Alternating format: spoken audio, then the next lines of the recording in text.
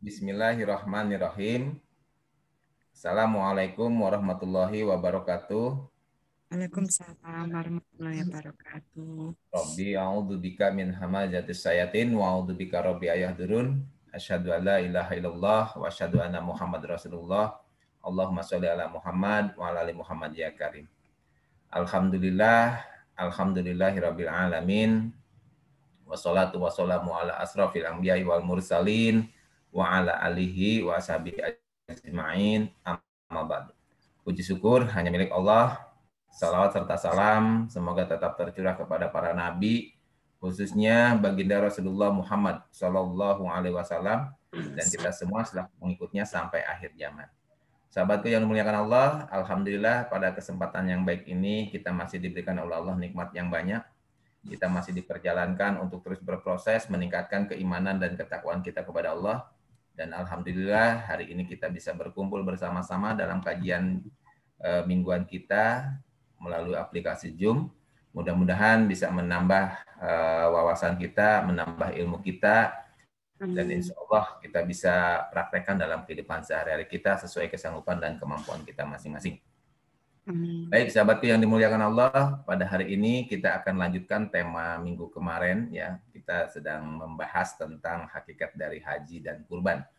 Nah, seperti yang kita ketahui bahwasannya ibadah haji merupakan salah satu perintah Allah ya, dan merupakan kewajiban bagi seluruh umat Islam ya yang mampu dalam melakukan perjalanan tersebut. Nah, ditambah lagi di sini pada saat kita melaksanakan ibadah haji, ya, banyak sekali hal-hal yang kita harus kerjakan. Gitu. Nah, minggu kemarin kita sudah bahas mulai dari niat, ya, lalu ihram, nah, terus tawaf, nah, terus sa'i, nah, terus nanti wukuf di Arafah, ya. Setelah wukuf kita lontar jumroh, nah, baru tahallul. Nah, kita kemarin alhamdulillah baru bahas 3 poin. Ya, yang pertama adalah niat. Nah, niatnya kita beribadah haji karena kewajiban atau karena rukun Islam, Bu? Kewajiban. Hah? Niat beribadah haji karena siapa? Karena Allah. Karena Allah, bukan karena kewajiban. Bukan karena rukun Islam.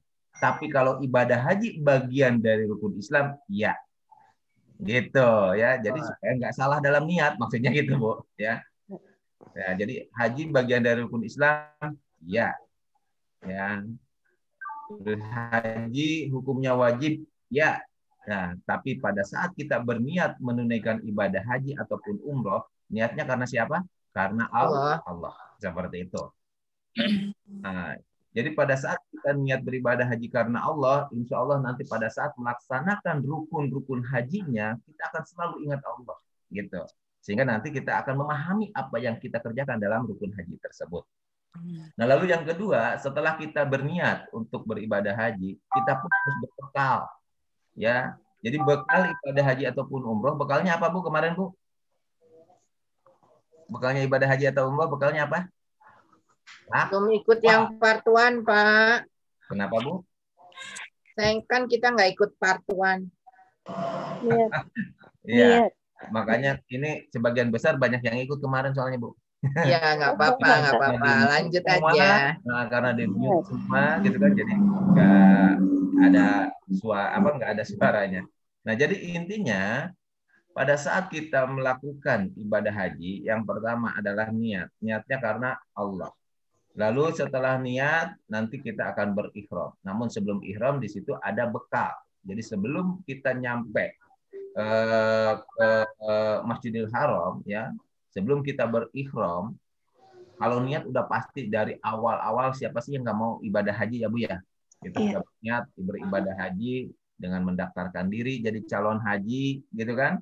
Melalui Departemen Agama kita. Setelah itu baru kita mengumpulkan bekal. Apa bekalnya? Kemarin kita sudah bahas, bekalnya adalah takwa. Nah, bekalnya adalah takwa. Makanya pada saat kita berniat untuk beribadah haji lalu sudah mendaftar, siapkan bekalnya. Jadi bekalnya bukan hanya real, bukan hanya dolar, bukan hanya rupiah, tapi ketakwaanlah yang menjadi bekal utama dalam menunaikan ibadah haji. Gitu. Nah, sehingga pada saat kita menunaikan ibadah haji dengan berbekal takwa, kita akan memahami rangkaian-rangkaiannya nantinya seperti itu. Nah, jadi setelah berbekal takwa, apa itu bekalnya takwa? Mulai dari kita selalu mohon ampun, menafkahkan harta lapang sempit, menahan amarah, memaafkan, dan berbuat baik. Jadi kalau ada orang yang sudah berniat beribadah haji, sudah mendaftar, atau berniat mau umroh sudah mendaftar, mulailah ya dia minta ampun sama Allah. Ya, dengan selalu sholat tahajud, gitu kan, baca istighfar, dan sebagainya. Setelah minta ampun, baru dia menafkahkan harta lapang maupun sempit. Jadi tidak bosan-bosannya untuk selalu berbagi. Jadi jangan sampai kita kiri kanan kita, depan belakang kita masih ada yang kelaparan, ya, atau yang istilahnya orang miskin yang membutuhkan pertolongan. Sementara kita enak-enakan nanti berangkat haji, sementara sekitar kita atau saudara kita masih banyak yang belum kita bantu. Makanya persiapkan dari sekarang, gitu. Nah, setelah kita menafkahkan harta lapang sempit, juga bisa menahan amarah. Kalau sudah berniat haji ataupun umroh, udah mulai mengunci diri, ya, mengunci mulut, ya, mengunci hati dan pikiran dari sifat-sifat yang akan menimbulkan emosi, marah, ya, dan sebagainya. Jadi mulai dari situ, ya, kita bisa menahan amarah. Dan juga kita bisa memaafkan kesalahan orang lain. Jangan ada rasa dendam, benci, dengki kepada orang lain. Jadi kalau kita merasa punya salah sama orang, atau punya salah sama saudara, atau punya salah sama siapapun, kita segera minta maaf. Begitupun kalau ada orang yang bikin kita jengkel, yang bikin kita marah, kita maafkan. Seperti itu. Ya, jadi bisa menahan amarah, bisa memaafkan kesalahan orang lain, dan selalu berbuat kebaikan di mana saja. Nah, itulah yang disebut bekal takwanya. Jadi sebelum berangkat haji, kita sudah siapkan bekal tersebut, sehingga nanti begitu kita berangkat haji, kita tinggal memahami apa yang kita kerjakan dalam rukun haji. Seperti itu. Nah, setelah berbekal takwa, juga kita biasanya kita punya ritual ya, sebelum berangkat haji atau seminggu lagi mau berangkat haji, biasanya kita ngadain silaturahim dengan keluarga, ya, dengan saudara, dengan tetangga, ya, dengan adanya walimatul safar, gitu. Nah, walimatul safar itu salah satu bukan ritual, tapi apa? Keyakinan. Ya, hebatnya para aulia Allah, para wali yang ada di Indonesia itu mensiasatinya. Supaya apa? Supaya orang yang mau melaksanakan ibadah haji ataupun umrah, minimalnya dia punya bekal takwa, gitu. Ya, makanya ada walimatul safar. Nah, mana isinya walimatul safar di situ untuk ngapain? Nah, untuk saling memaafkan, ya, saling memohon, meminta maaf di situ, dan juga saling berbagi, ya. Saatnya kita berbagi sebelum berangkat haji, ya, kita kasih makan, ya, orang-orang sekitar kita, baik itu saudara, tetangga, ya, teman, dan sebagainya, gitu. Nah, setelah melaksanakan ibadah walimatul safar, nah, besoknya biasanya kita berziarah, gitu kan, ya, mengunjungi orang-orang yang kita cintai yang lebih dulu meninggalkan kita, ya, lalu kita doakan mereka. Jangan, ya, kadang yang mohon maaf datang ke kuburan, Bapak, Emak, doakannya abdi arek munggah haji, jadi minta didoakan. Yang ada kita doakan, ya. Orang-orang yang lebih dulu meninggalkan kita doakan. Jangan kita minta didoain sama yang udah mati. Kasihan. Kenapa? Dia sendiri sudah meninggal, nggak bisa istilahnya ketemu langsung dengan kita. Tapi minimalnya kalau kita doakan, ya, minta kepada ya Allah ya Rob, ya, semoga orang-orang yang kita cintai ini diampuni dosa dan kesalahannya, diterima amal ibadahnya. Kita doakan yang baik-baik lah, sambil kita minta sama Allah agar apapun yang menjadi cita-cita mereka, ya, terutama hal-hal kebaikan, bisa kita teruskan, bisa kita wujudkan dalam kehidupan sehari-hari. Jadi kita doakan sama Allah, minta sama Allah seperti itu, ya. Nah, setelah itu baru, ya, kita melaksanakan ritual. Biasanya sebelum melaksanakan haji kita sudah mengikuti manasik ya, yang mana kita diajarkan harus begini, dan begini, seperti itu. Nah, setelah niat karena Allah dan sudah berbekal takwa, baru begitu nanti kita sampai di Lembah Tua atau kota suci Mekah, ya kita diperintahkan untuk melaksanakan yang disebut dengan ihram. Nah, ihram itu apa? Ihram itu adalah pakaian, ya, pakaian putih yang tidak berjahit yang selalu dikenakan di saat kita akan menunaikan atau melaksanakan rukun haji. Nah, ihram di sini setelah niat kita berihram, ya, berarti kita menanggalkan pakaian. Pakaian apa yang kita tanggalkan? Karena Allah kemarin sudah kita bahas, Allah telah memberikan pakaian kepada kita. Yang pertama adalah pakaian perhiasan, yang kedua adalah pakaian takwa. Jadi kita ganti pakaian tersebut, ya, pakaian perhiasan tersebut, kita ganti dengan kain ihram. Dan kain ihram biasanya identik dengan warna putih. Apa artinya? Artinya menandakan suci bersih.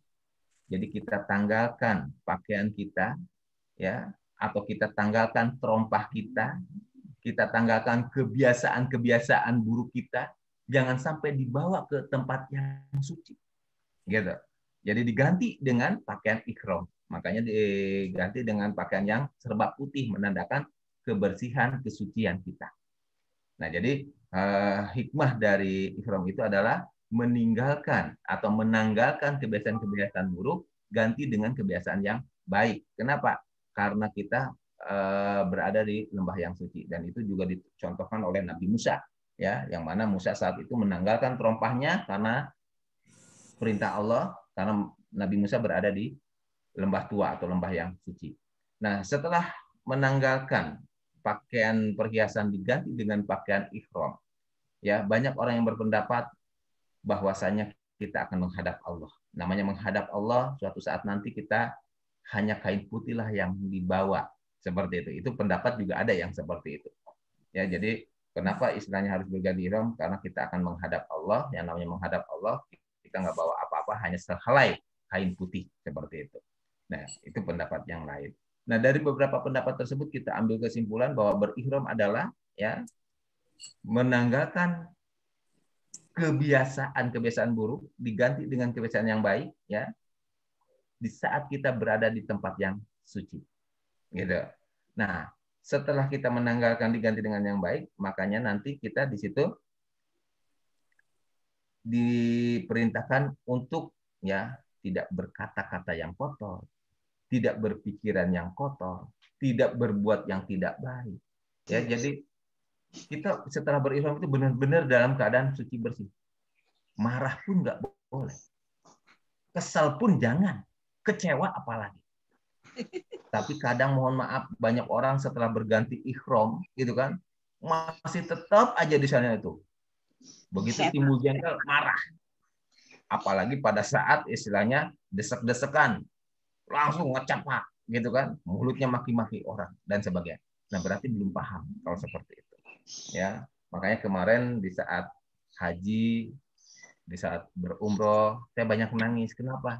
Ya karena itu, ya, melihat orang-orang yang melaksanakan ritual, yang melaksanakan rukun, baik haji ataupun umroh, tapi nggak paham yang dikerjakan.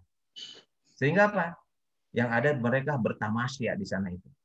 Beres ritual, belanja, shopping sana, shopping sini. Yang artinya baru 2-3 hari di sana uangnya udah habis. Udah kelimpungan, bingung. Pinjam sana, pinjam sini, dan sebagainya. Nah, di situ saja udah menandakan, menunjukkan seseorang tersebut. Niatnya aja udah beda. Nggak paham.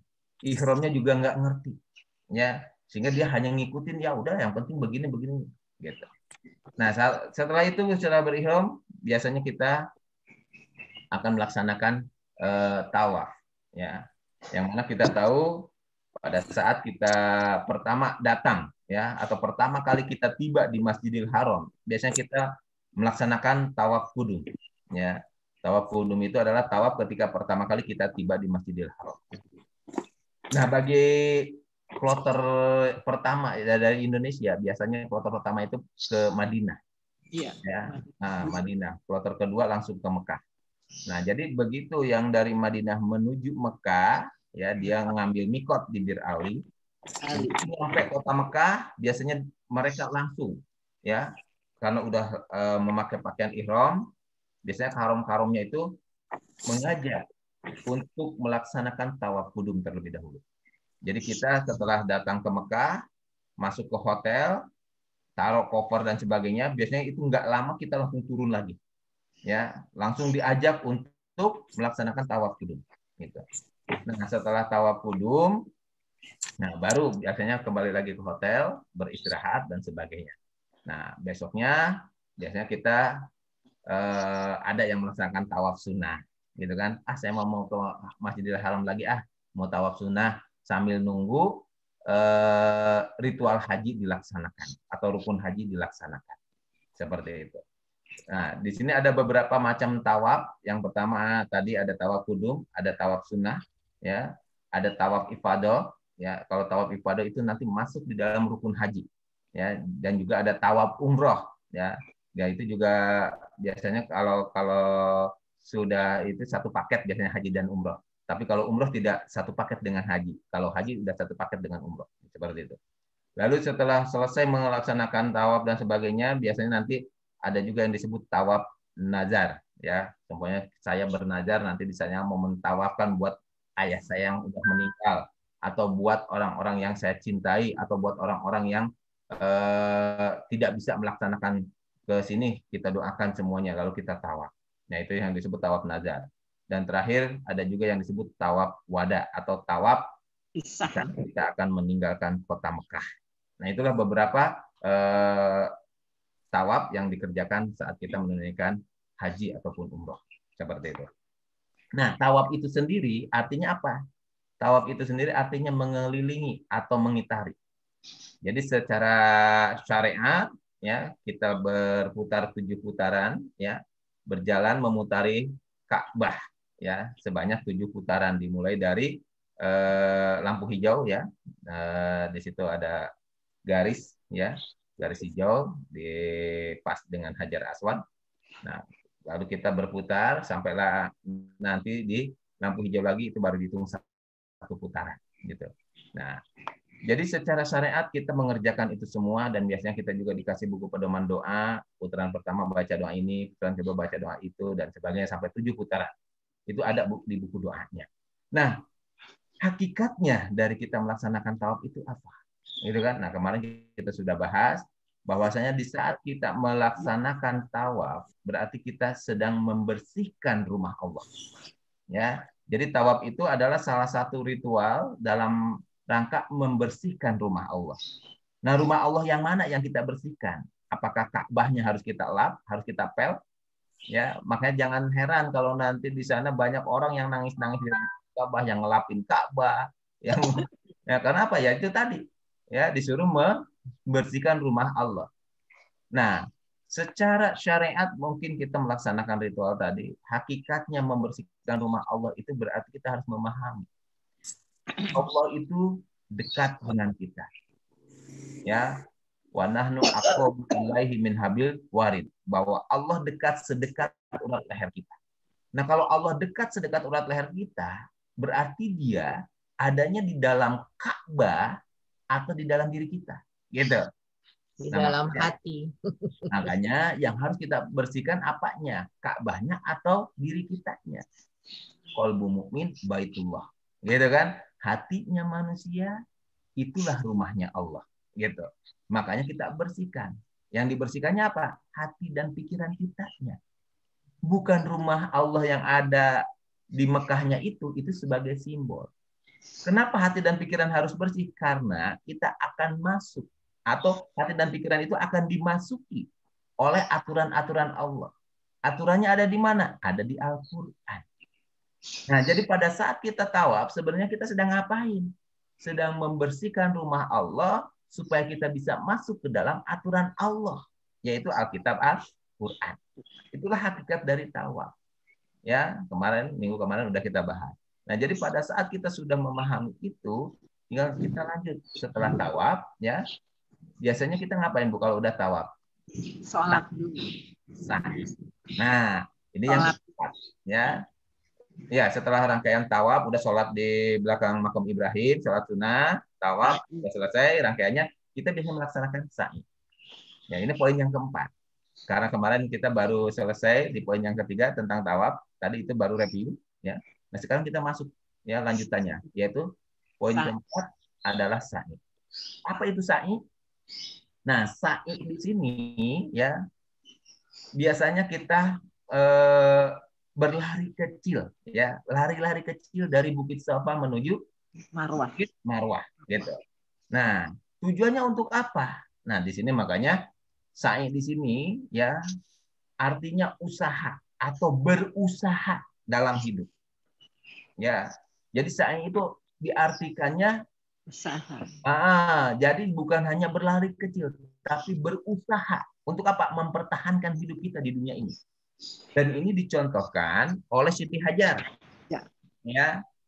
Jadi dicontohkan oleh Siti Hajar di saat beliau ya mencari sumber kehidupan yaitu air, ya. Beliau mencari ke sana ke sini yang akhirnya beliau berjalan dari Bukit Safa ke Bukit Marwah sampai sekitar 7 kali bolak-balik tidak menemukan air. Akhirnya Allah tunjukkan kekuasaannya, terpancarlah air yang sampai sekarang disebut air Zam-Zam. Seperti itu. Nah, jadi hikmah dalam pelaksanaan sa'i adalah memberi makna untuk kita, ya. Maknanya apa? Sikap optimis dan selalu berusaha dan tidak malas dan penuh dengan kesabaran dan tetap tawakal untuk selalu bekerja keras. Itu hikmah dari sa'i, gitu. Ya, jadi pada saat kita melaksanakan sa'i, ya berarti kita memahami bukan hanya mengenang sejarahnya Siti Hajar, tapi memahami bahwa kita dalam hidup ini harus optimis, harus berusaha keras, tidak boleh malas, dan penuh kesabaran dan tawakal kepada Allah. Itu hikmah dari sa'i. Ya, makanya kita buka sekarang di surat 2 Al-Baqarah ayat 158. Nah, alhamdulillah ini sahabat-sahabat saya, Ustadz Ubay sama Pak Kiai Bahru udah bisa gabung. Terima kasih.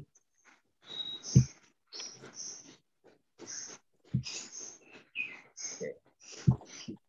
Kita buka surat 2 ayat 158.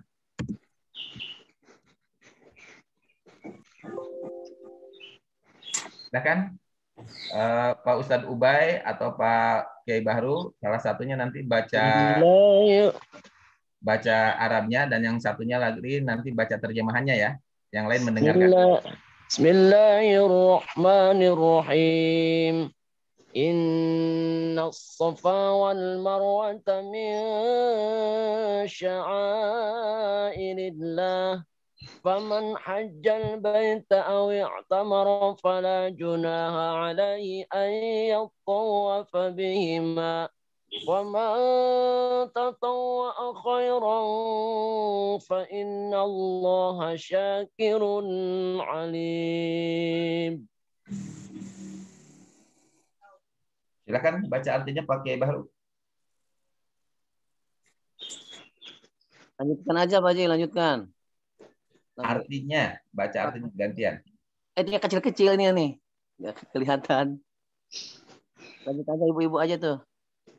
Oke, saya aja ya Pak Ustadz. Bu ya. Auzubillahiminasyaitonirrajim. Bismillahirrahmanirrahim. Sesungguhnya Safa dan Marwa adalah sebagian dari syiar Allah. Maka barang siapa yang beribadah haji ke Baitullah atau berumrah, maka tidak ada dosa baginya mengerjakan sa'i antara keduanya. Dan barang siapa yang mengerjakan suatu kebajikan dengan kerelaan hati, maka sesungguhnya Allah Maha mensyukuri kebaikan lagi Maha mengetahui. Jadi kata Allahnya apa Bu di situ? Barang siapa mengerjakan suatu kebajikan dengan kerelaan hati. Safa Marwah itu sebagian dari syiar Allah. Nah, ini yang biasanya di saat kita sa'i, kita membaca ini. Inna safa wal marwata. Gitu kan? Min sya'arillahi. Fama hazal baita. Awi tamaro. Fala junaha alaihim ayat tawafa. Bihima. Waman tatawa'a khairon. Fa innallaha syakirun. Nah, jadi di sini, di saat sa'i membaca doa ini, nah, pertanyaannya di saat kita sa'i membaca doa ini, ya, apakah kita paham yang kita baca, gitu kan? Itu di buku doa juga yang dibaca doanya ini pada saat sa'i, gitu. Di sini Allah bilang sesungguhnya Safa dan Marwah adalah sebagian dari syiar Allah. Jadi Bukit Safa, Bukit Marwah itu adalah bagian dari syiar Allah. Ya. Lalu barang siapa yang menunaikan haji ke Baitullah atau berumrah tidak ada dosa baginya mengerjakan sa'i. Ya, makanya ini selalu dijadikan keyakinan kalau kita pergi haji ataupun berumrah akan diampuni dosanya. Gitu kan? Nah, kenapa? Karena sudah mengerjakan sa'i. Nah, sa'i di sini apa? Ya, sa'i di sini berlari-lari kecil dari Bukit Safa ke Marwah. Tujuannya untuk apa? Gitu kan? Nah, tujuannya untuk bukan hanya istilahnya mengenang Hajar. dan anaknya Ismail, tapi di sini adalah untuk membiasakan diri bahwa umat Islam di sini kalau mengerti tentang sa'i berarti kita tidak boleh malas. Umat Islam itu nggak boleh malas, umat pilihan Allah itu nggak boleh malas, tapi harus bekerja keras, berusaha, ya, berusaha dan juga harus optimis. Sehingga apa? Dalam kehidupan ini kita akan mendapatkan kebahagiaan, kedamaian, ketentraman. Kalau kitanya semangat berusaha. Jadi jangan sampai kita salah mendidik, ya. Apalagi mohon maaf banyak oknum-oknum yang mengaku ustadz ataupun kiai selalu mendidik anak-anak santrinya. Udah yang penting kamu baca ini sekian kali, udah semua rezeki udah diatur sama Allah. Nah itu sikap pesimis namanya. Ya, tapi kita harus optimis, mengajarkan nanti ke anak-anak didik kita supaya apa? Untuk selalu bekerja keras. Jadi nggak cukup kita dengan menghafal ini, membaca itu nggak cukup, tapi harus apa? Dibarengi dengan keahlian, dibarengi dengan pekerjaan, gitu. Makanya Allah perintahkan di surat 39 ayat 39. Silakan Ustaz. Bismillahirrahmanirrahim. Qul ya qaumi a'malu ala makanatikum inni amil fasawfa ta'lamun.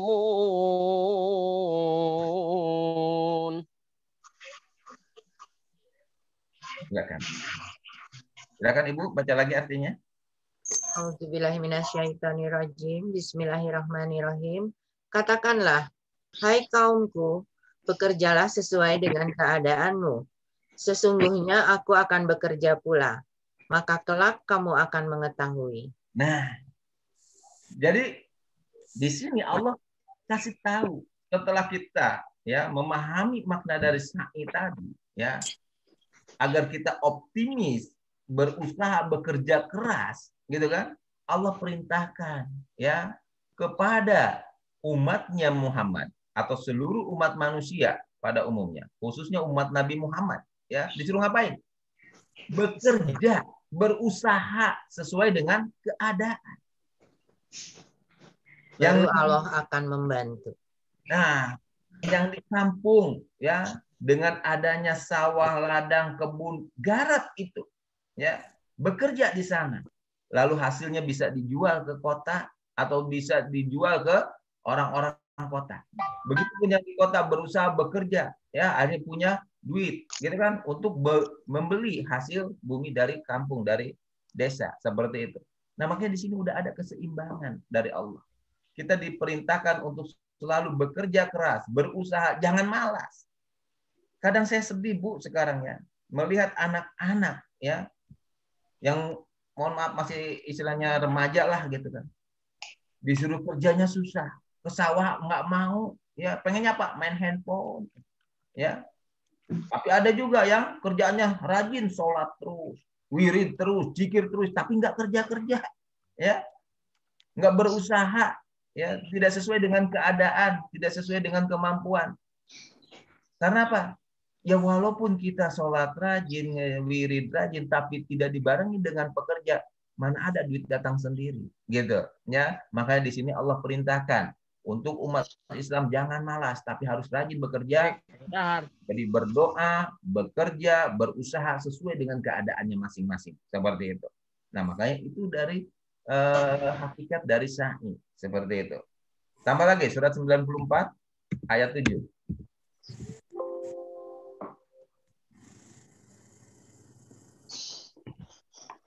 Silakan. Bismillahirrahmanirrahim. Faida faragta fansab. Auzubillahiminasyaitonirrajim. Maka apabila kamu telah selesai dari suatu urusan, kerjakanlah dengan sungguh-sungguh urusan yang lain. Nah, jadi kalau ingin sukses, kata Allah, bekerja keras, jangan malas. Jadi kalau kita sudah selesai nih dari satu pekerjaan, jangan leha-leha. Ini mentang-mentang, udahlah saya mah mungkin udah ditakdirkan oleh Allah jadi tukang bakwan. Ada dagang bakwan seumur-umur nggak maju-maju. Gitu kan? Kenapa? Ya karena tadi tidak berpikir, ya tidak bercita-cita, tidak syai, kasar ngomongnya begitu.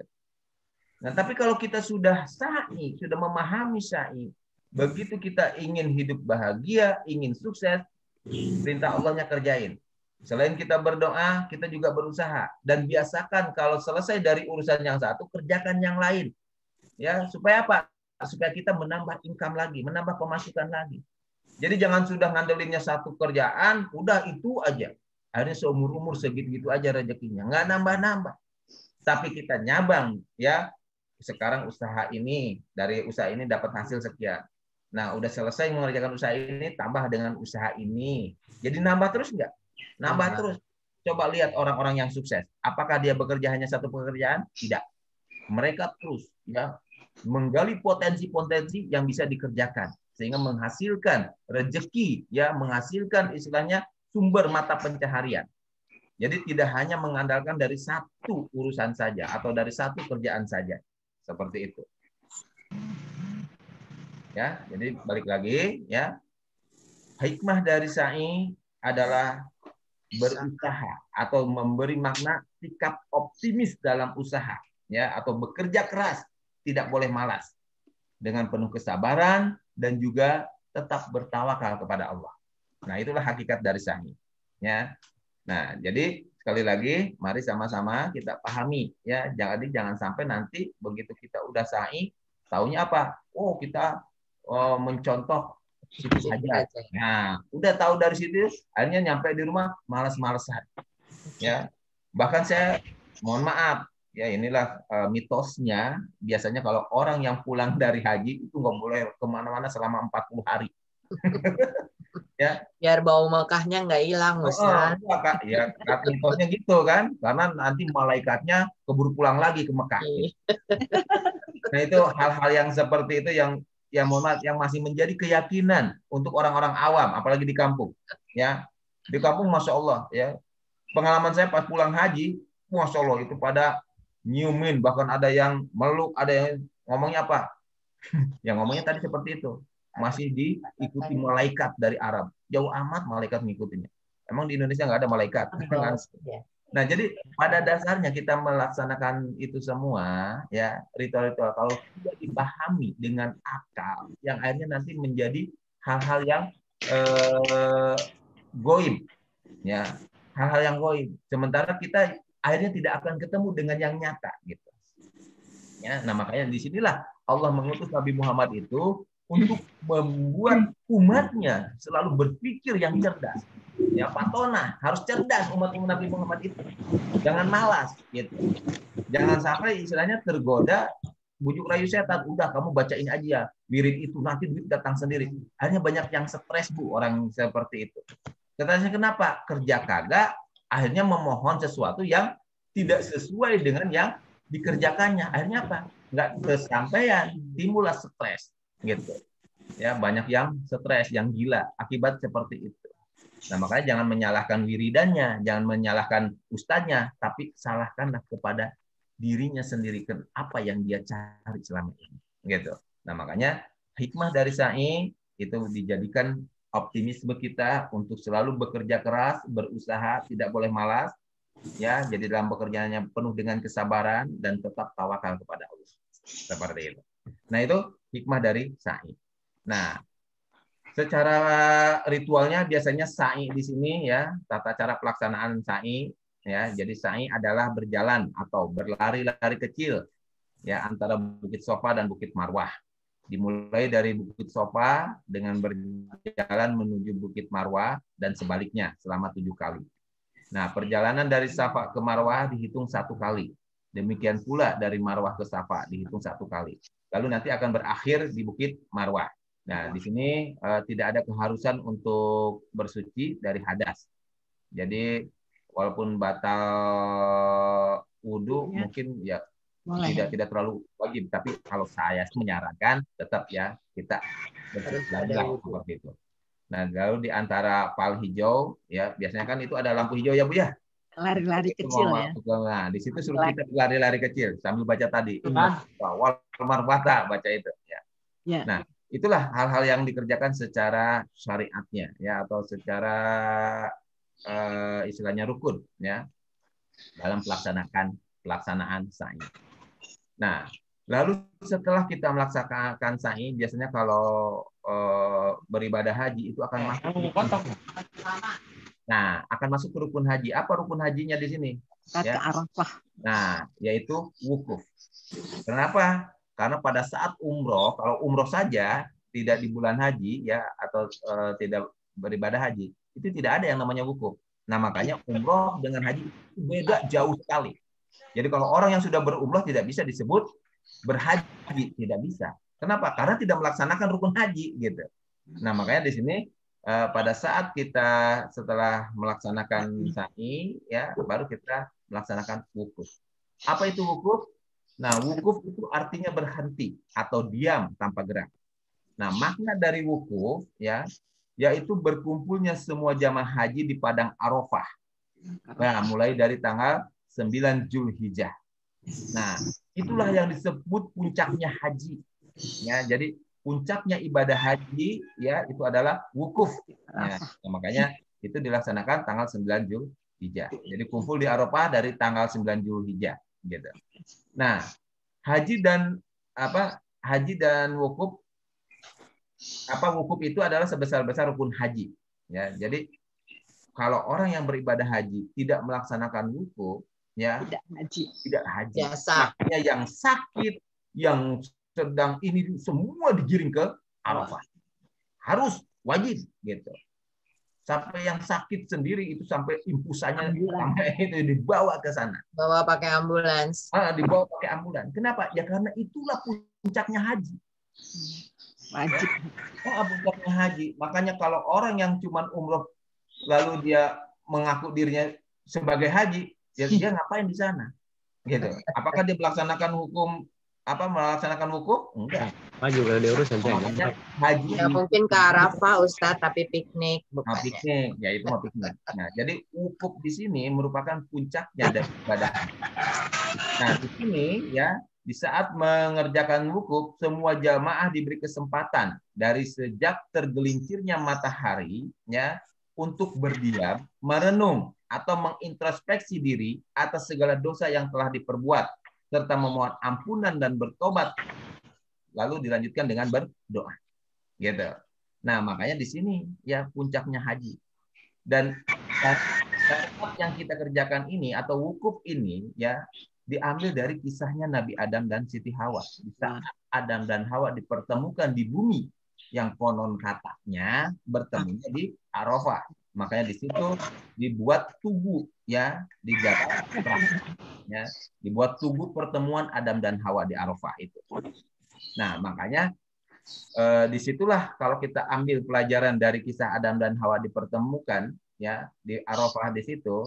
Adam dan Hawa mengakui semua dosa dan kesalahannya bahwa beliau telah melanggar aturan atau perintah Allah sehingga beliau di situ meminta ampun kepada Allah ya meminta ampun kepada Allah lalu bertobat mengadakan perbaikan.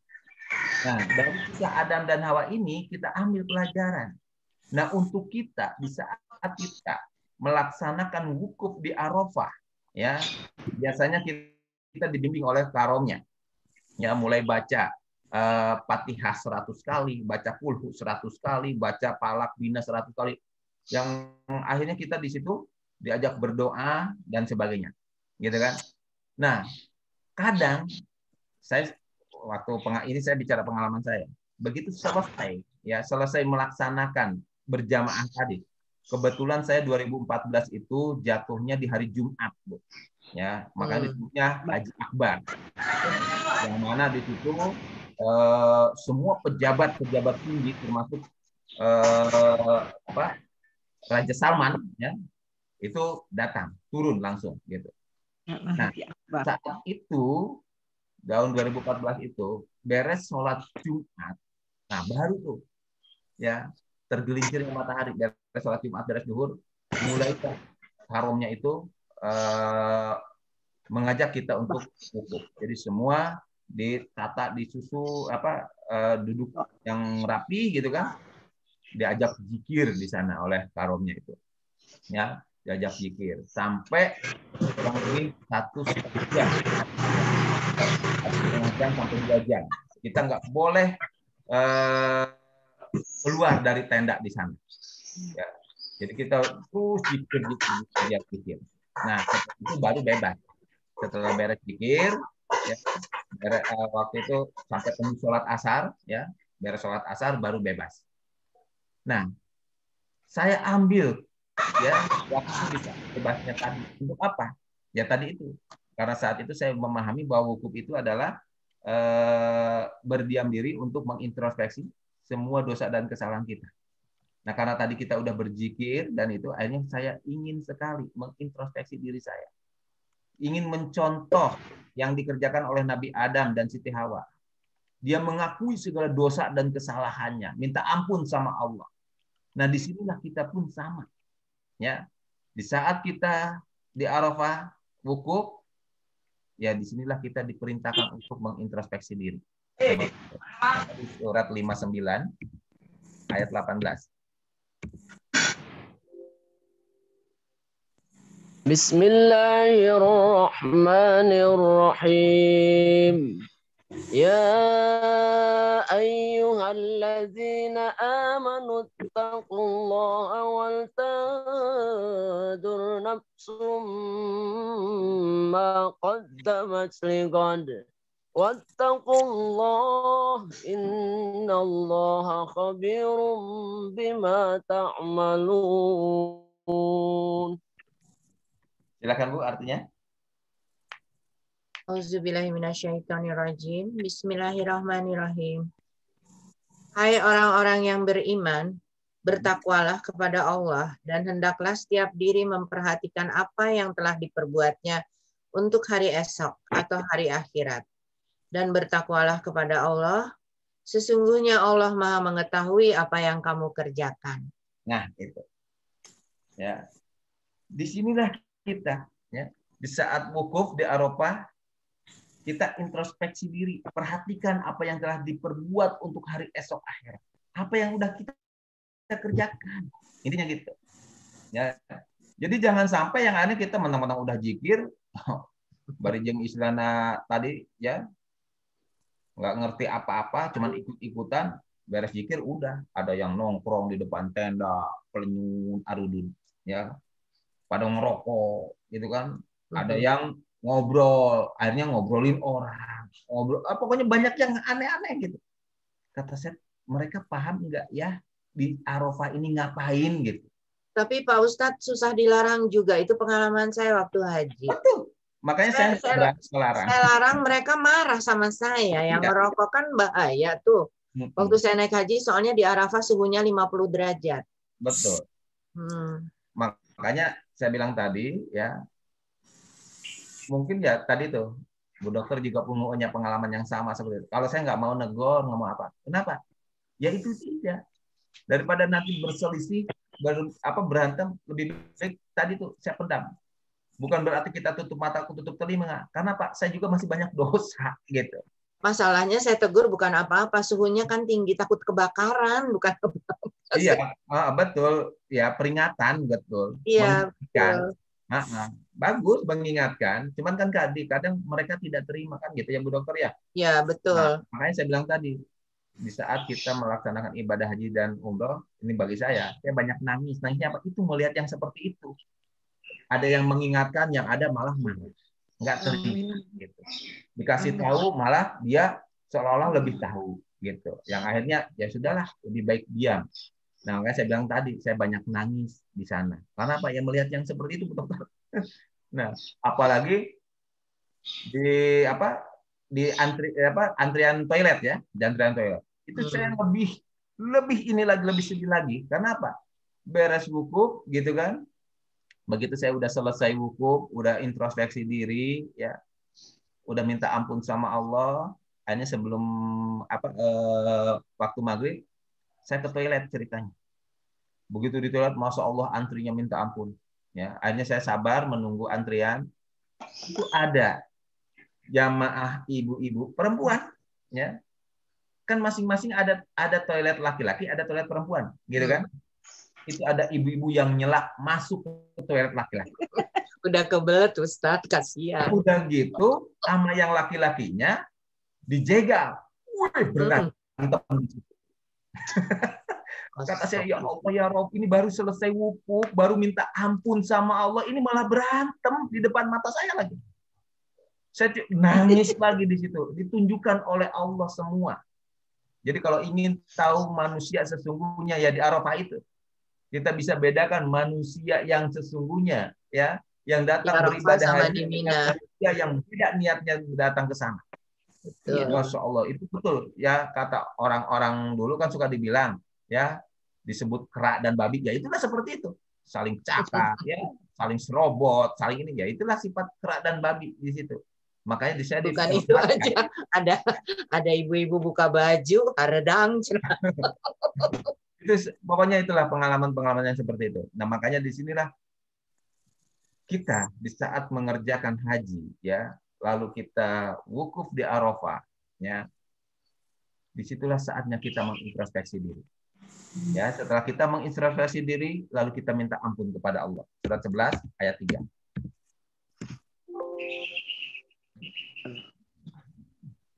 Bismillahirrahmanirrahim.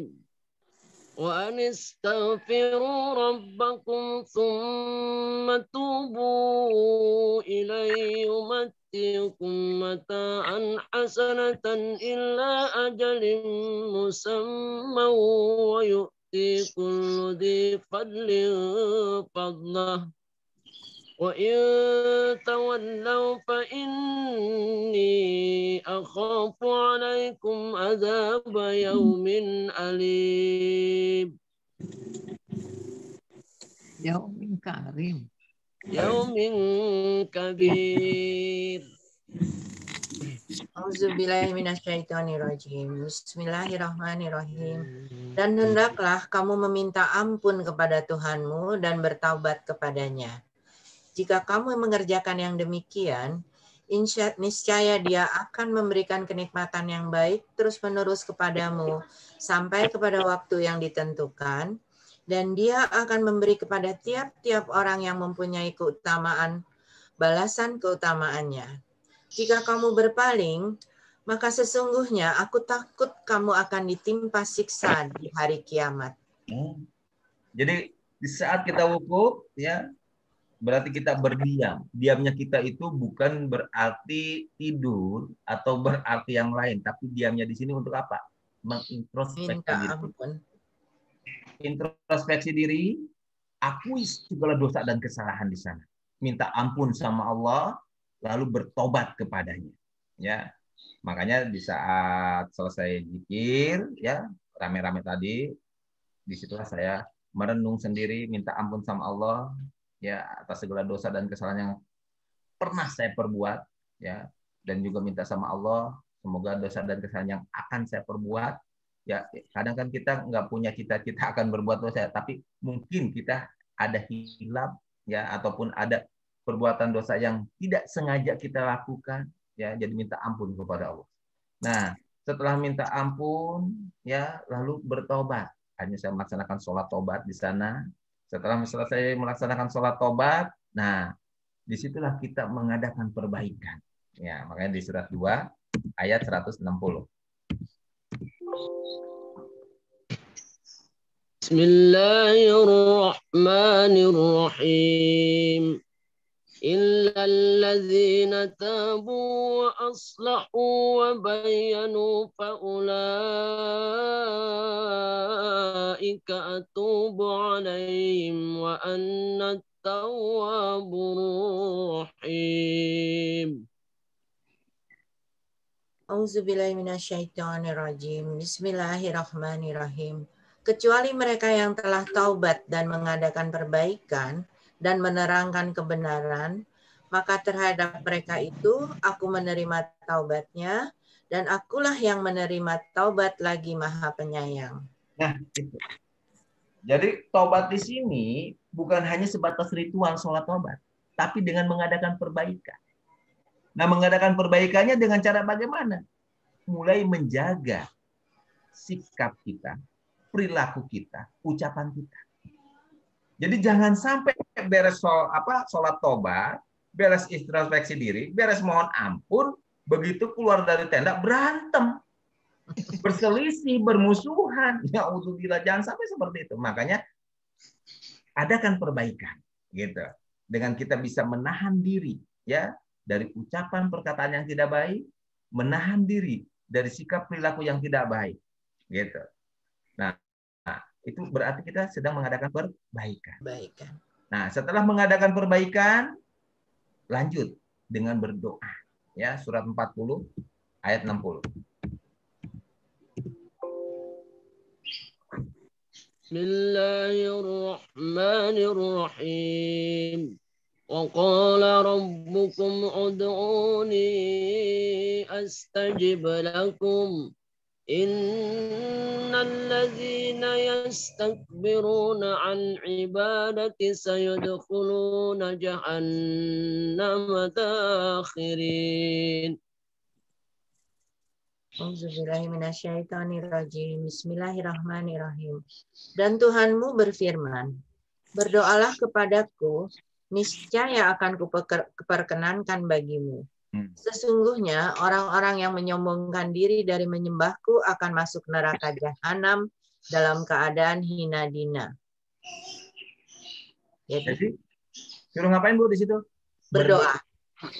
Nah, inilah saatnya kita berdoa. Awali, ya, doanya kita pakai doa Nabi Ibrahim, ya, di surat 2 ayat 125 sampai 128. Bismillahirrahmanirrahim.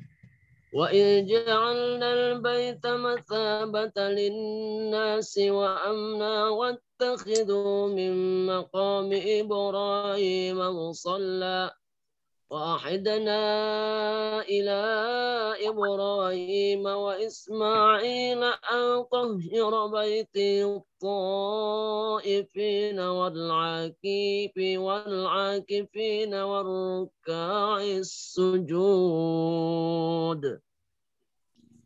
Auzubillahiminasyaitonirrajim. Bismillahirrahmanirrahim. Dan ingatlah ketika kami menjadikan rumah itu, Baitullah, sebagai tempat berkumpul bagi manusia dan tempat yang aman. Dan jadikanlah sebagian makom Ibrahim tempat sholat. Dan telah kami perintahkan kepada Ibrahim dan Ismail, bersihkanlah rumahku untuk orang-orang yang tawaf, yang itikaf, dan yang ruku dan sujud. Jadi doanya, ya, di saat kita sampai di kota suci Mekah, ya, di sini Nabi Ibrahim berdoa di depan Baitullah, gitu kan? Nah, apa doanya? Lanjut 126.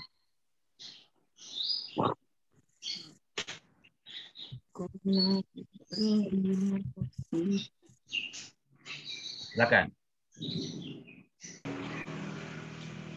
وَإِذْ قَالَ إِبْرَاهِيمُ رَبِّ اجْعَلْ هَذَا الْبَلَدَ آمِنًا وَارْزُقْ أَهْلَهُ مِنَ الثَّمَرَاتِ مَنْ آمَنَ مِنْهُمْ بِاللَّهِ وَالْيَوْمِ الْآخِرِ قَالَ وَمَنْ كَفَرَ فَأُتَّبِعُهُ قَلِيلًا ثم انظروا إلى عذاب وبئس المصير. Bismillahirrahmanirrahim. Dan ingatlah ketika Ibrahim berdoa, ya Tuhanku, jadikanlah negeri ini negeri yang aman sentosa. Dan berikanlah rezeki dari buah-buahan kepada penduduk yang beriman di antara mereka kepada Allah dan hari kemudian. Allah berfirman, dan kepada orang kafir pun aku beri kesenangan sementara, kemudian aku paksa ia menjalani siksa neraka, dan itulah seburuk-buruknya tempat kembali. Nah, jadi yang pertama ya, kita doakan apa, Bu? Negeri yang aman sentosa. Jadi yang pertama kita doakan siapa dulu? Negara kita. Negeri kita. Negeri. Ini yang mohon maaf, kadang kita lupa atau emang nggak tahu. Biasanya orang pada saat berdoa di Mekah, baik itu yang haji ataupun yang umroh, apalagi punya keyakinan berdoa di depan multajam, depan pintu Ka'bah, itu doanya jarang sekali mendoakan negeri. Ya, jarang sekali. Padahal kalau kita secara logika gini, kalau kita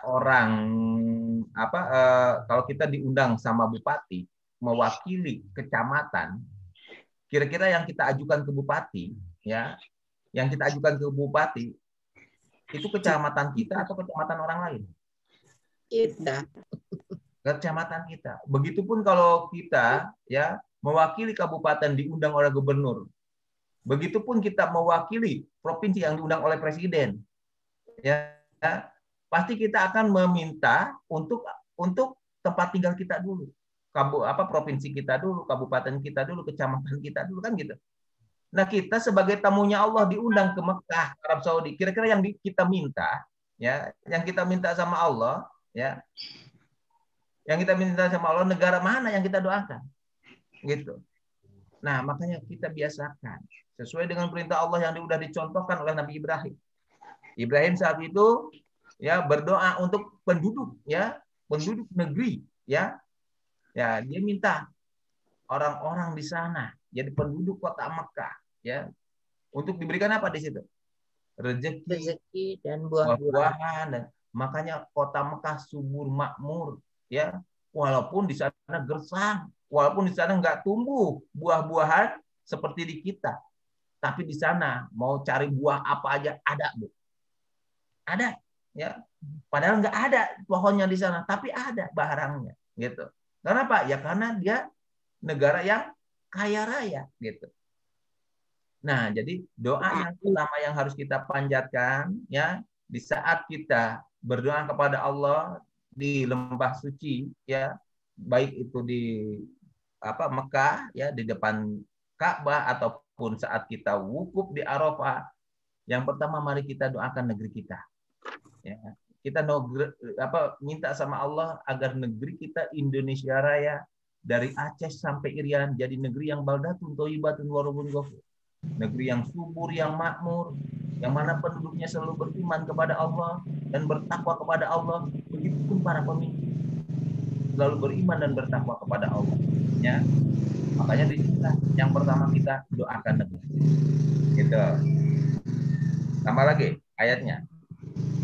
127.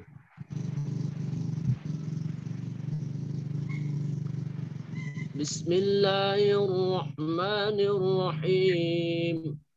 وإذ يرفع إبراهيم القواعد من البيت وإسماعيل ربنا تقبل منا إنك أنت السميع العليم. Dan ingatlah ketika Ibrahim meninggikan membina dasar-dasar Baitullah bersama Ismail seraya berdoa. Ya Tuhan kami, terimalah daripada kami amalan kami. Sesungguhnya Engkaulah yang maha mendengar lagi maha mengetahui. Nah, yang kedua, kita berdoa sama Allah, ya. Siapa yang didoakan? Amalan dirinya sendiri. Diri sendiri. Jadi yang pertama doakan negeri, yang kedua berdoa untuk diri kita sendiri. Silakan di situ, ya, doanya seperti apa, ya. Ya Allah, ya Rob, ampuni dosa dan kesalahan saya, gitu kan? Ampuni apa yang telah saya perbuat ini. Pokoknya berdoa untuk diri sendiri, minta sama Allah, ya, diberikan kesehatan, diberikan istilahnya rasa syukur yang paling dalam. Jadi jangan hanya minta yang aneh-aneh, tapi mintalah rasa syukur yang paling dalam. Gitu. Kenapa? Kadang kita udah dikasih kesehatan, dikasih rezeki, dikasih ilmu, tenaga, pikiran, nggak maksimal mensyukuri. Gitu. Nah makanya disinilah saatnya kita. Pada saat kita melaksanakan wukuf, ya setelah introspeksi diri, minta ampun, mengadakan perbaikan, udah sholat tobat, berdoa. Yang pertama doakan negeri. Yang kedua doakan diri sendiri. Gitu. Lalu doa yang ketiga, lanjut.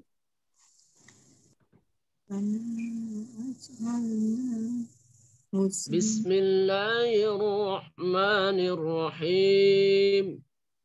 Rabbana waj'alna muslimaini laka wa min dzurriyyatina ummatun muslimatan laka wa arina manasikana wa tub 'alaina innaka antat tawwabur rahim. Bismillahirrahmanirrahim. Ya Tuhan kami, jadikanlah kami berdua orang yang tunduk patuh kepada Engkau, dan jadikanlah di antara anak cucu kami umat yang tunduk patuh kepada Engkau, dan tunjukkanlah kepada kami cara-cara dan tempat-tempat ibadah haji kami, dan terimalah taubat kami. Sesungguhnya Engkaulah yang Maha Penerima Taubat lagi Maha Penyayang. Nah, yang ketiga, kita doakan siapa? Anak cucu. Doakan keluarga. Ya, doakan keluarga, baik itu orang tua, mertua, anak, cucu, saudara, ya, tetangga, siapapun yang titip doa kepada kita. Biasanya soalnya kalau orang Indonesia begitu, ya. Ya, titip doa ya. Tolong dipanggil, titip doa. Ya, ada yang ngasih foto, nanti di Jabar Nanti di Hijir Ismail. Main gitu. Ya pokoknya macam-macam lah keyakinan-keyakinan orang. Nah disinilah kita doakan ya untuk everybody semua gitu.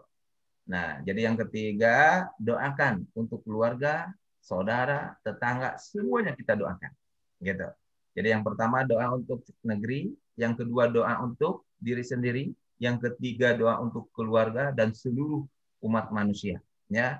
Dan yang keempat ini yang nggak kalah penting, ya. Silakan. Bismillahirrahmanirrahim. Rabbana wab'ats fihim rasulan minhum yatlu 'alaihim ayatika yu'allimuhumul kitaba wal hikmata yuzakkihim innaka antal azizul hakim. Auzubillahi minasyaitonirrajim. Bismillahirrahmanirrahim. Ya Tuhan kami, utuslah untuk mereka seorang rasul dari kalangan mereka yang akan membacakan kepada mereka ayat-ayat Engkau dan mengajarkan kepada mereka Alkitab, Al-Quran, dan Al-Hikmah, As-Sunnah, serta mensucikan mereka. Sesungguhnya Engkaulah yang Maha Kuasa lagi Maha Bijaksana. Jadi yang terakhir doanya apa, Bu? Minta. Rasulullah. Minta sama Allah seorang rasul didatangkan utusan atau rasul yang selalu mengajarkan kepada kita Alkitab Al-Quran. Sehingga kita bisa mengerti, memahami maksud dan tujuan Allah menurunkan Al-Quran. Ya, jadi jangan sampai kita di sana doanya cuma ya Allah beri saya kesehatan, rezeki yang banyak agar besok saya bisa balik lagi ke sini. Jangan hanya itu doanya. Tapi minta sama Allah diruntut doanya. Yang pertama, mari kita doakan negeri kita agar menjadi negeri yang baldatun thayyibatun warbun ghafur. Lalu kita yang kedua doakan diri kita agar selalu diberikan rasa syukur yang mendalam. Lalu yang ketiga kita doakan keluarga kita, saudara kita, tetangga kita, sahabat kita, dan seluruh makhluk ciptaan Allah. Kita doakan. Dan yang terakhir doanya minta sama Allah agar diberikan orang yang dapat mengajarkan kita hikmah ilmu Al-Quran. Ya, sehingga kita bisa membacanya, mempelajarinya, memahaminya, dan bisa mempraktekannya nanti dalam kehidupan sehari-hari. Nah itulah hikmah dari kita melaksanakan wukuf di Arafah. Ya, Jadi jangan sampai nanti pulang dari Mekah, udah wukuf, udah melaksanakan ritual, kebiasaan buruk diulang lagi. Ya, Quran tidak jadi pedoman. Quran hanya sebatas bacaan yang selalu diharap khasiat dan pahala. Yang ujung-ujungnya itu Quran, nggak bakalan jadi cahaya.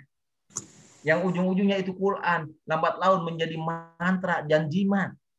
Bukan lagi menjadi pedoman hidup, bukan lagi menjadi petunjuk dalam kehidupan. Gitu. Nah, makanya minta sama Allah agar diberikan orang yang bisa mengajarkan kepada kita hikmah ilmu Al-Quran.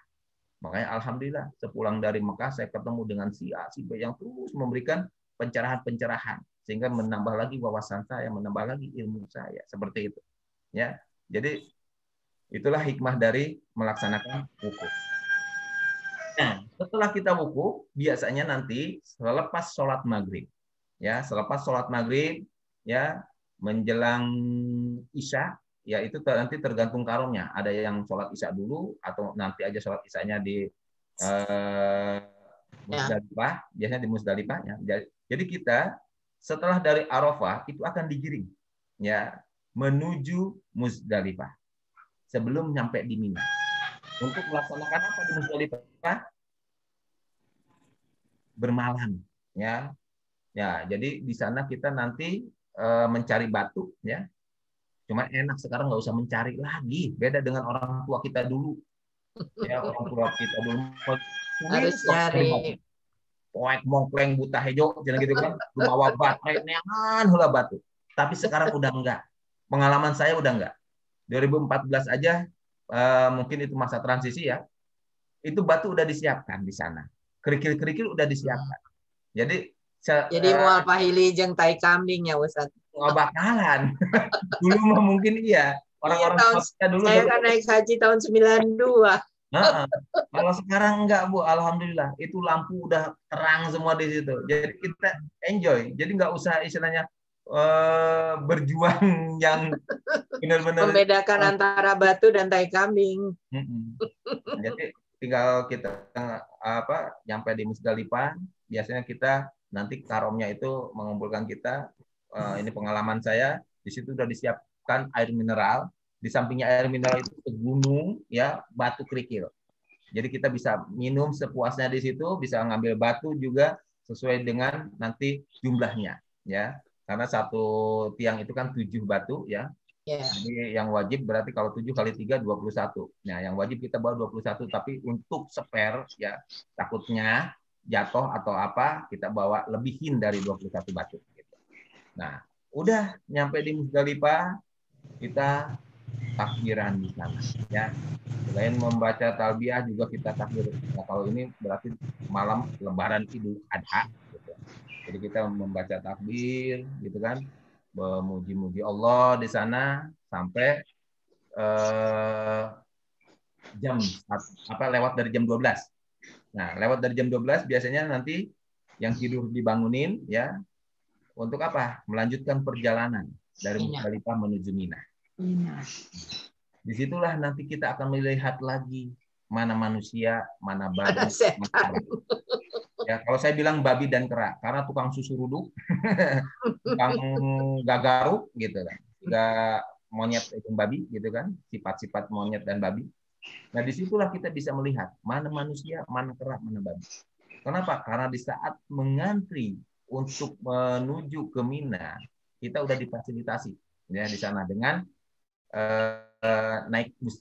Nah, cuman untuk masuk ke bus itu rebutannya minta ampun.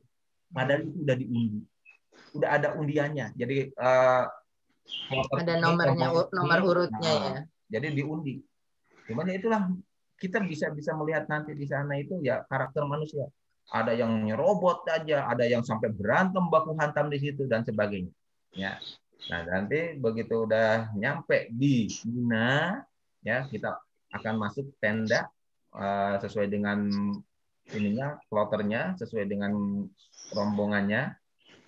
Begitu nanti udah nyampe di tenda, biasanya kita dipersilakan istirahat sebentar, ya. Jadi menjelang subuh atau setelah sholat subuh, ya, beres sholat subuh baru kita berjalan, ya, untuk melaksanakan lontar jumroh, seperti itu. Nah, makanya di sini setelah jamaah haji meninggalkan Arafah menuju Musdalifah untuk mabit ya atau bermalam dan selanjutnya menuju Mina, tempat Nabi Ibrahim alaihissalam akan melaksanakan perintah Allah untuk menyembelih putranya Ismail. Nah, makanya lontar jumroh itu salah satu syariat yang dicontohkan oleh Nabi Ibrahim. Ya, yang mana di situ Nabi Ibrahim diperintahkan oleh Allah untuk menyembelih putranya Ismail. Sebelum sampai di tempat yang dituju, Nabi Ibrahim digoda oleh iblis ya supaya membatalkan niatnya melaksanakan perintah Allah. Di 3 tempat itu ya Ibrahim digoda oleh iblis, makanya ada dibikinkan tiang. Ya, Lata, Uza, dan Aqobah. Di setiap tempat iblis menggoda, Nabi Ibrahim melontarkan batu yang tertuju kepada iblis. Demikianlah iblis akan senantiasa selalu menggoda manusia untuk tidak mentaati Allah.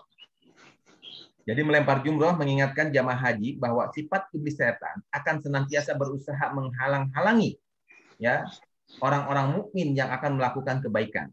Karena itu pada saat melontar jumroh kita minta sama Allah supaya sifat-sifat iblis setan ya yang ada di dalam diri kita dihilangkan dari kehidupan kita sehari-hari. Ya. Nah, dalam hadis dikatakan sungguh setan itu mengalir pada darah manusia sebagaimana jalannya peredaran darah. Hadis riwayat Bukhari. Nah, di sini kita berpikir pada saat melontar jumroh, ya, secara syariat kita melempar batu, ya, yang ditujukan kepada tiang-tiang yang ada di sana. Ada 3 tiang, gitu. Nah, pada saat melempar batu di situ, mohon maaf, kadang ya asal lempar aja, ya. Ada. Nggak ngerti apa yang ditujukan. Cuma yang lempar sendal, botol aqua. Terus sampai 7 kali, udah habis batunya pulang dah. Sambil ini lagi talbiah lagi, gitu kan, baca talbiah sambil pulang. Udah seperti itu. Padahal ya lontar jumroh itu mencontoh dari ritualnya Nabi Ibrahim yang diperintahkan oleh Allah untuk mengorbankan anak. Ya, untuk menyembelih anaknya. Nah, tapi iblis setan menghalangi Ibrahim, gitu kan? Nah, dari cerita Ibrahim, Ismail, dan iblis tadi, di situ kita ambil pelajaran. Berarti pada saat kita melempar jumroh, kan kita mah nggak disuruh nyembelih anak kita, kan? Nggak disuruh istilahnya ini. Tapi kita di situ disuruhnya mengambil pelajarannya. Kenapa? Karena di dalam diri kita masih banyak sifat-sifat iblis setan yang selalu menghalang-halangi kita dalam hal kebaikan atau dalam hal melaksanakan perintah Allah. Gitu. Nah, makanya disinilah setan akan senantiasa menghalang-halangi kita. Makanya di surat 6 ayat 112 Allah bilang seperti ini. Bismillahirrahmanirrahim. وكذلك جعلنا لكل نبي عدوا الشياطين الإنس والجن يحيي بعضهم إلى بعض زخرف القول غرورا ولو شاء ربك ما فعلوا وذرهم وما يفترون. Terima kasih ya, Haji Ali. Silahkan. Silakan yang mau baca. Demikianlah kami jadikan bagi tiap-tiap nabi itu musuh, yaitu syaitan dari jenis manusia dan dari jenis jin. Sebagian mereka membisikkan kepada perkataan yang indah-indah manusia. Kalau Tuhanmu menghendaki, niscaya mereka tidak mengerjakannya, maka tinggalkanlah mereka dan apa yang mereka adakan. Nah, itu. Jadi setiap nabi punya musuh, yaitu apa? Setan. Setannya dari jenis manusia dan jin. Nah,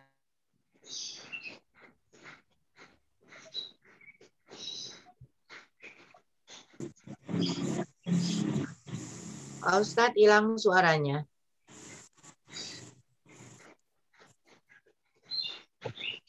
Koneksinya terputus ya Pak Ustadz, suaranya hilang.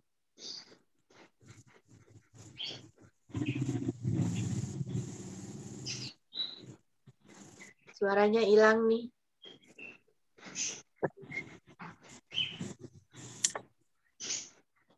Teman-teman dengar Pak Ustadz atau hilang juga kayak saya? Hilang. Enggak, hilang.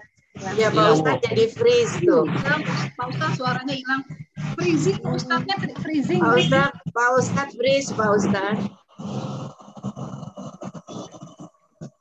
Mana Pak Ustadz? Enggak, Ibu. Ya, hilang. Pak Ustadznya hilang.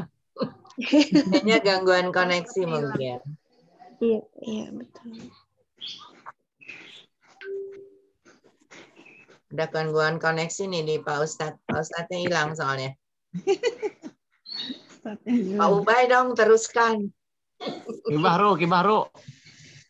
Bahrudin. Atau Pak Bahrudin, silahkan dilanjut. Baru lanjut Kibahru. Pak Ali abis ngomongin setan, nah hilang ya. Nggak ada hubungannya kali Bu, kebetulan aja.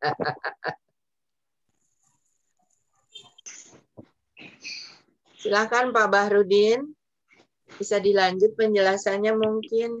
Baru lanjut. Pak Bahrudin, ya silahkan. Kita tunggu Pak Haji aja, Bu. Koneksinya hilang. Pak Hajinya, Pak Agusnya hilang soalnya. Iya, ntar tunggu Nah aja. ini Pak Agus bukan ya. Bentar lagi. Bentar lagi, kalau di Bandung bentar lagi azan nih. Loading, Bu, loading.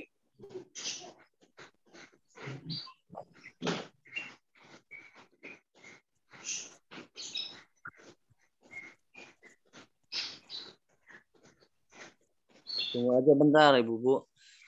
Iya. Lagi.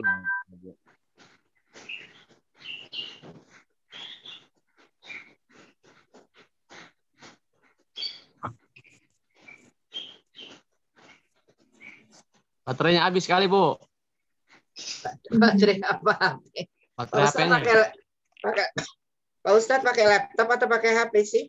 Pakai HP ini. Oh. Kalau Pak Haji pakai laptop kali, Bu. Iya, Pak Haji pasti biasanya pakai laptop kok. Koneksinya kayaknya internetnya hilang kali. Pak Barudin nggak apa-apa lah ngisi sambil ngisi waktu. Baru. Nggak usah, Bu. Kita bentar lagi punya itu. Udah aja lah. Baru jelaskan Baru. Atau bisa tanya jawab barangkali dengan Pak Bahrudin atau Pak Ubay. Ya silahkan tanya Pak Bahrudin, Bu. Silakan. Bapak ini ngelempar terus ke orang lain.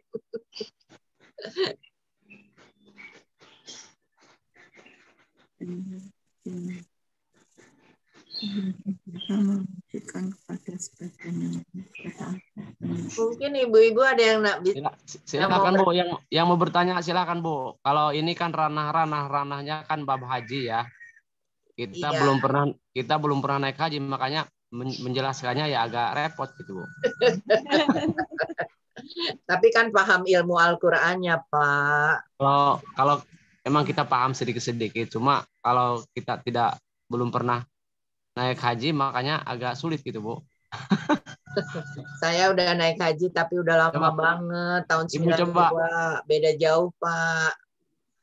Ibu coba jelaskan, Bu, tentang tadi apa? Menjelaskan nggak bisa, Pak. Ada belum berilmu. Saya mah kalau mau cerita pengalaman aja. Ya nggak apa-apa, pengalaman aja, Bu. Waktu saya berhaji dulu, kan ilmunya belum, ya masyarakat kita juga belum banyak pencerahan dan sebagainya. Itu di Mina waktu itu suhunya 58 derajat. Jadi kalau kita keluar dari perkemahan, kita harus pakai sajadah yang dibasahi dengan air es, ditutup ke kepala. Kalau enggak, itu pun langsung kering dalam 10 menit. Saking panasnya itu Bu ya. Saking panasnya. Dan orang tuh di jalan yang nggak pakai tutup kepala udah kayak ikan dikeluarin dari balong. Jadi apa ya, kokolojotan itulah. Ini Bu mau tadi ada gangguan teknis. Iya Pak Agus. Welcome back. Kurang Inggris. laptop saya ujung-ujung mati. Jadi enggak Pak. mungkin harus diupdate. Lanjut sekarang. Maka dilanjut Pak Ali. Ya. Oh, tadi mana? Tadi sampai Quran surat 6 ayat 112. Bentar, ininya belum saya ini dulu ya. Saya install dulu. Qurannya belum saya buka. Bentar. Ya, jadi setelah kita melaksanakan lontar jumroh, yang mana lontar jumroh itu kita mengambil contoh ya dari kisah Nabi Ibrahim dan Ismail, yang mana Nabi Ibrahim diperintahkan untuk berkurban. Ya. Suaranya ada agak kecil, Pak Ji. Suaranya agak kecil. Ya belum. Nah, ini lagi disetting dulu bentar, karena ini harus dari awal lagi saya. Bentar ya.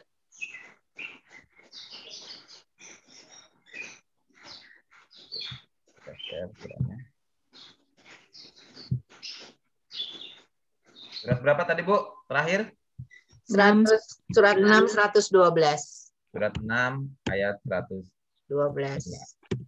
Nah, di surat 6 ayat 112 ini ya Allah beritahukan kepada kita bahwa musuhnya dari Nabi itu yaitu setan-setan. Ya, setannya dari jenis jin dan manusia. Selalu membisikkan bagian perkataan-perkataan yang indah untuk menipu manusia seperti itu. Makanya Nabi Ibrahim saat itu diganggu oleh setan ya untuk tidak melaksanakan perintah Allah.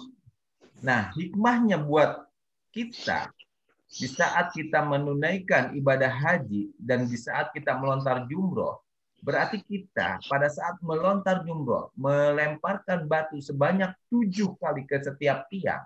Berarti di situ ada sifat-sifat setan yang selalu ada di dalam diri kita yang harus kita lemparkan di sana. Gitu. Nah, makanya di sini saya ingin sampaikan beberapa sifat yang sifat-sifat iblis setan yang selalu ya menghalang-halangi kita, bahkan selalu ada di dalam kehidupan kita. Apa saja sifatnya? Yang pertama, ya, surat 38 ayat 75 sampai 76. Sifat iblis setan yang pertama. Bismillahirrahmanirrahim. Qala ya iblis ma manaka an tasjudu lima khalaqtu biyadayya tastakbarta am kunta minal alin. A'udzubillahi minasyaitonirrajim. Allah berfirman, hai iblis, apakah yang menghalangi kamu sujud kepada yang telah kuciptakan dengan kedua tanganku? Apakah kamu menyombongkan diri atau kamu merasa termasuk orang-orang yang lebih tinggi? Ayat 76-nya. Qala ana khairum minhu khalaqtani min nari wa khalaqtahu min tin. Iblis berkata, aku lebih baik daripadanya karena engkau ciptakan aku dari api, sedangkan dia engkau ciptakan dari tanah. Nah, dari surat Shad ayat 75 sampai 76 ini, kita bisa mengambil pelajaran. Apa pelajarannya? Sifat iblis setan di sini. Ya, sifat iblis setan di sini Allah kasih tahu ya. Hai iblis, apa yang menghalangimu sujud kepada yang telah kuciptakan dengan kedua tanganku? Apakah kamu menyombongkan diri atau kamu termasuk orang-orang yang lebih tinggi? Nah, berarti sifat iblis setan di sini apa? Nyombong sama merasa lebih baik dan selalu merasa dirinya lebih baik. Ya, makanya si iblis selalu ngomong, aku lebih baik daripadanya. Nah, sifat ini ada nggak dalam diri kita? Ada. Kadang kita selalu merasa merendahkan orang lain, kita lebih baik, lebih pintar, lebih tinggi dan sebagainya. Nah, kalau masih memiliki sifat-sifat seperti itu, berarti secara tidak langsung, ya, iblis setan ada di dalam diri kita. Secara tidak langsung, sifat iblis setan selalu kita kerjakan. Gitu. Maka kalau ada orang yang selalu merasa dirinya paling benar, selalu dirinya merasa paling baik, selalu dirinya merasa paling suci, selalu merendahkan orang lain, selalu menghina orang lain, ya berarti dia tanpa disadari, berarti dia memiliki sifat iblis setan. Nah, makanya sifat itu harus kita buang. Maka di saat kita lontar jumroh, ya lontaran yang pertama, ya Allah ya Rob, hilangkan sifat sombong, kabur, dan juga selalu merasa paling baik. Lempar, yes. Ya. Jadi di saat melempar itu bukan hanya sebatas membaca tulisan Arab yang selama ini kita nggak ngerti apa-apa, gitu kan? Tapi kita lebih baik kita memahami dari kisah Nabi Ibrahim dan Ismail tadi. Sifat setan harus kita buang. Berarti lomparan yang pertama kita buang sifat sombong dan takabur kita. Gitu. Lalu sifat iblis yang kedua, surat 18 ayat 50. Silakan.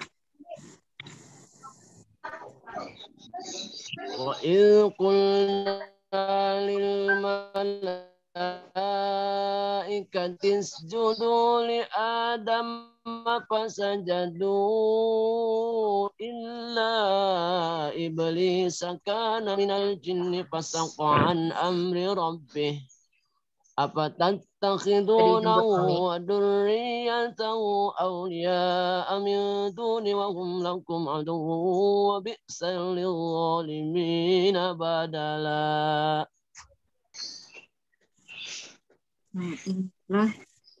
Silakan. Silakan Bu. Yang mau baca? Baca ya Bu. Ya monggo.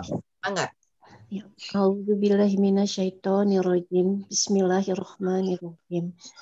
Dan ingatlah ketika kami berfirman kepada malaikat, sujudlah kamu kepada Adam. Maka sujudlah mereka kecuali iblis. Dia adalah golongan jin, maka ia mendurhakai perintah Tuhannya. Maksudkah kamu mengambil dia dan turunan-turunannya sebagai pemimpin selain daripadaku, sedang mereka adalah musuhmu? Amat buruklah iblis itu sebagai pengganti Allah bagi orang-orang yang zalim. Nah, di ayat ini sifat iblisnya apa, Bu? Selalu mendurhakai perintah Allah. Nah, sekarang ada nggak sifat itu di kita? Tanpa disadari ada. Kita selalu mendurhakai perintah Allah. Allah perintahkan kita untuk ngapain?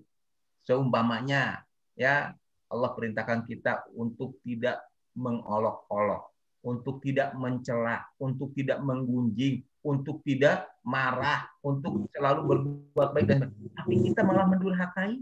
Nah, berarti kalau kita masih melaksanakan yang dilarang oleh Allah, ya, dan meninggalkan yang diperintahkan oleh Allah, berarti kita termasuk orang yang mendurhakai perintah Allah. Berarti di situ ada sifat siapa? Iblis. Sifat iblis. Nah, makanya di lemparan yang kedua kita minta sama Allah, ya Allah ya Rob, hilangkanlah sifat-sifat yang selalu mendurhakai perintahmu ya Allah. Lempar, blang, gitu. Jadi kita tahu yang kita kerjakan, gitu. Ya. Lalu sifat yang ketiga, surat 2 ayat 268.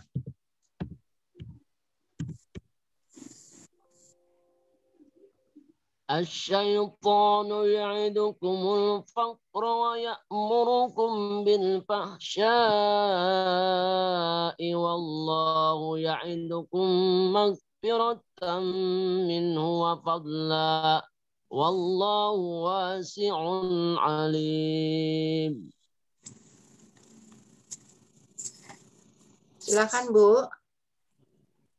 Lanjut lagi bacanya boleh Bu? Ya, baik.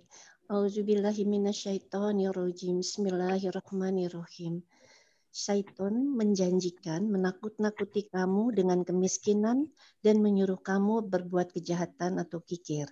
Sedang Allah menjanjikan untukmu ampunan daripadanya dan karunia. Dan Allah maha luas karunianya, lagi maha mengetahui. Nah, jadi sifat setan di sini apa? Kikir. Kikir. Takut miskin. Nah, pelit. Keket mengkene merege hese. Merek jahe buntut kasiran. Umet. Nah, eta. Nah, jadi kalau masih ada sifat pelit, tidak mau berbagi, masih ada sifat pelit merasa punya sendiri. Nah, berarti di situ masih ada sifat setan. Nah, makanya di sini ya, di saat lemparan yang ketiga kita minta sama Allah. Ya Allah ya Rabb, hilangkanlah sifat kikir, pelit, ya yang ada di dalam diri kita. Tempa. Nah, gitu.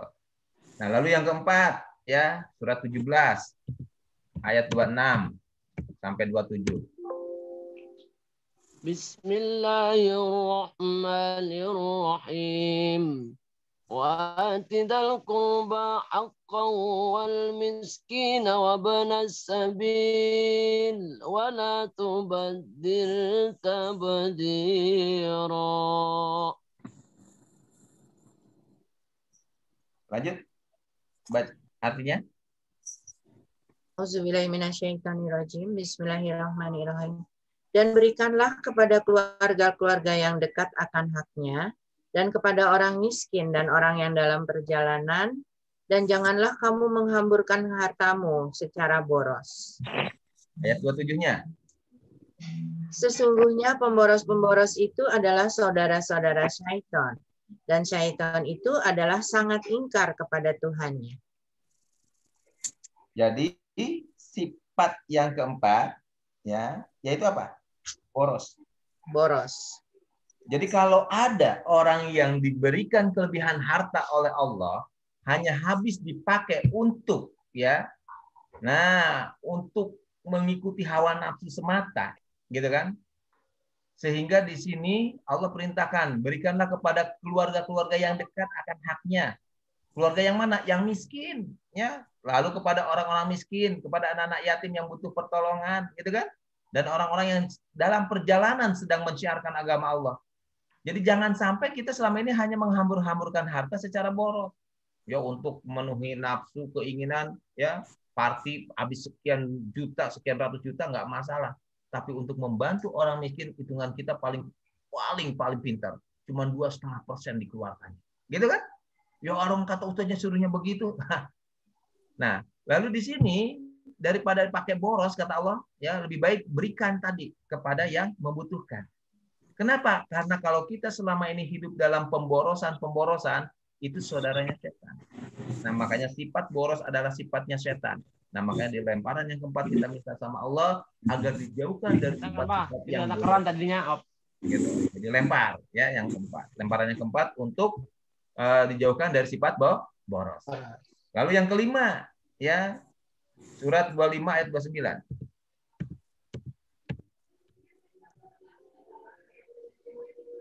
لقد أضلني عن الذكر بعد إذ جاءني وكان الشيطان للإنسان خذولا. Auzubillahiminasyaitonirrajim. Bismillahirrahmanirrahim.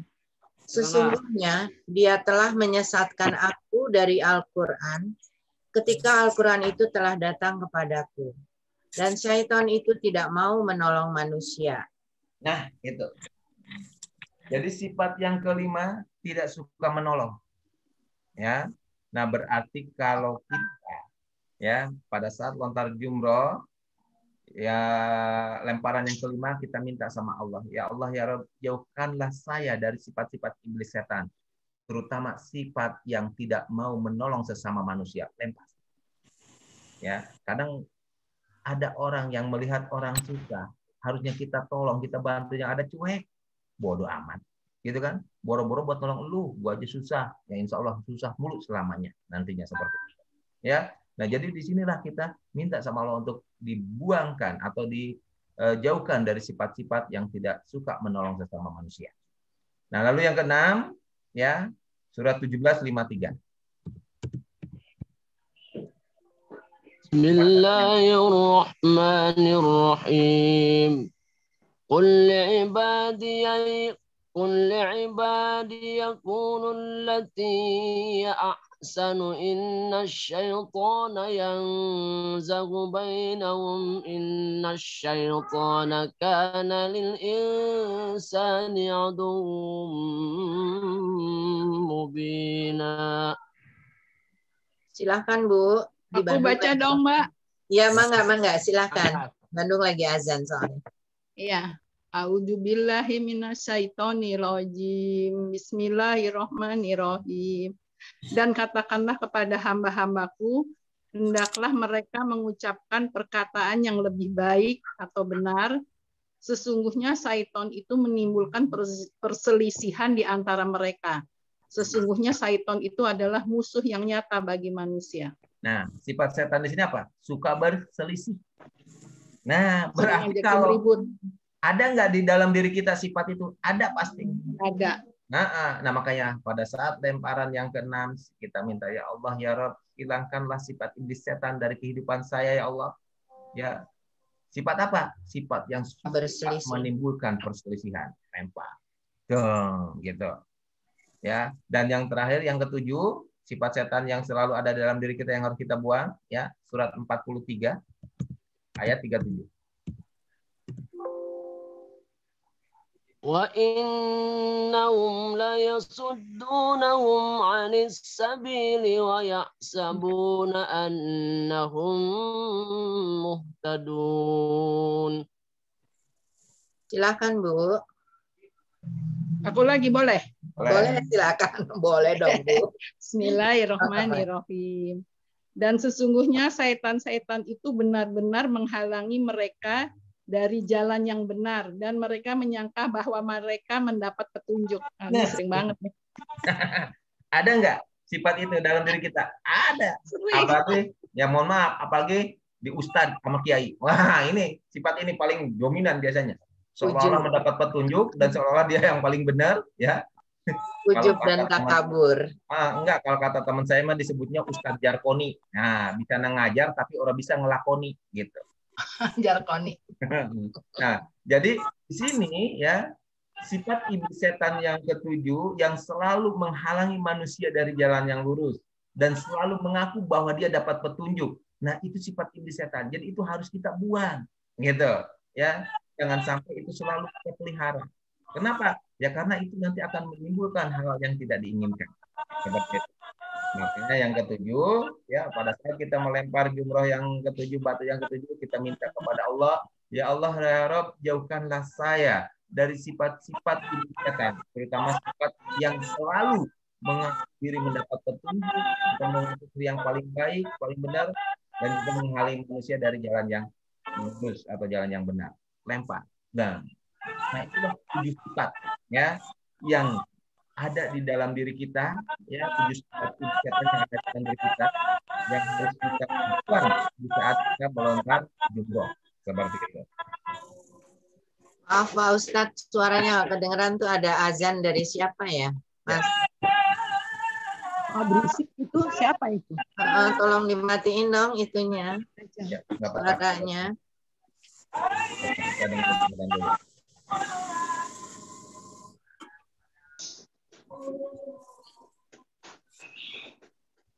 Oke, nah jadi itulah 7 sifat iblis setan yang selalu ada di dalam diri kita yang harus kita buang di saat kita melontar jumroh. Jadi nanti pulang dari rangkaian ibadah haji kita betul-betul disebut haji mabrur. Apa itu haji mabrur? Ya, jadi jangan sampai kita udah menunaikan ibadah haji, sifat iblis setan masih kita bawa pulang gitu, nggak kita tinggalkan di sana gitu. Ya makanya kita tinggalkan sifat-sifat tadi di saat kita melempar jumroh. Jadi saat melempar jumroh berarti kita sudah membuang sifat-sifat iblis setan yang selama ini ada di dalam diri kita. Jadi ingat, sombong, takabur, durhaka kepada Allah, kikir ataupun pelit, boros, tidak suka menolong, selalu berselisih, bermusuhan, dan selalu menghalangi manusia dari jalan yang lurus dan selalu menyangka mendapat petunjuk. Itulah sifat iblis setan.